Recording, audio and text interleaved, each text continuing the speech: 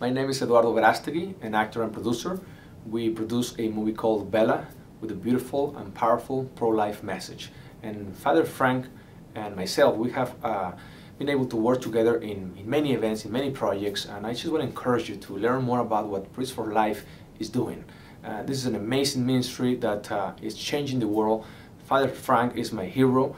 I have learned so much about how to defend life and how to fight this culture of death and to build this culture of death to a culture of life, to change this culture of death to a culture of life. So thank you, Father Frank, for everything that you have done in using your talents to make this world a better place. Thank you for defending life from the moment of conception to natural death.